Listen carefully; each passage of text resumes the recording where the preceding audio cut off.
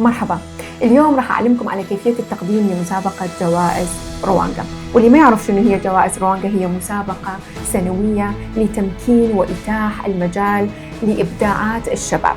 تعالوا وياي حتى أعلمكم الطريقة. هسه نجي نختار الصفحة الرئيسية للرواندا، نكتب www.rwanga.org. نقدر رأسا ندخل الصفحة ونقدر ندخل عن طريق السلاش أووردز، بس احنا نريد الصفحة الرئيسية ونريد رواندا أووردز 2026. اوكي، نختار هسه اللغة اللي احنا نتكلم به، العربية، وبعدين نيكست.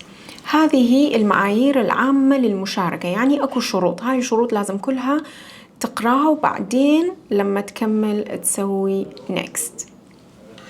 ضروري انه انت تختار المجال اللي انت راح تقدم به المشروع مالتك، اذا كان فيلم قصير او تصوير فوتوغرافي او عزف، رسم يدوي، اي من هذه المجالات اللي انت تختارها. ممكن اني اختار فيلم قصير واسوي نيكست. الكل مجال اكو شروطه الخاصة بي، هذه الشروط الخاصة الموجودة بالفيلم القصير اللي اني اختاره. ضروري جدا انه احنا نقرأ كله وبعدين نختار next.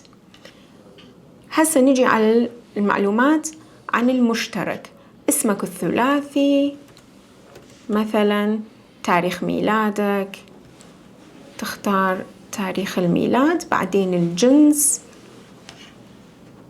أنثى، بعدين نجي نختار المحافظة. ممكن تختار أنبار، أنت وين عايش، بغداد، أربيل، دهوك. أنا راح أختار أربيل وبعدين أسوي نيكست.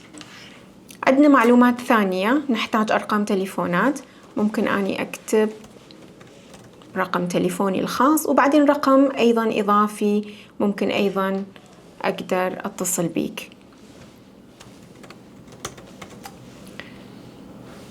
هنا نحتاج صورة للهوية، الصورة الأمامية للهوية الشخصية، ممكن نفوس، جنسية، هوية خاصة بيك. هذه حطينا صورة الجهة الأمامية، هسه نختار الجهة الخلفية.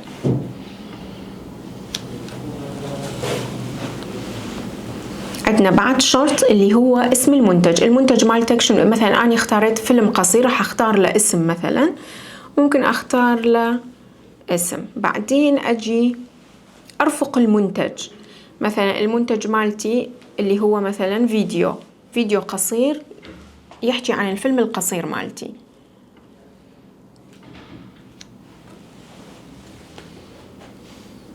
وعندي أيضا ملخص عن المنتج كبروبوزل صغير قصير، أقدر أيضا أرفقه أو أسوي أبلود.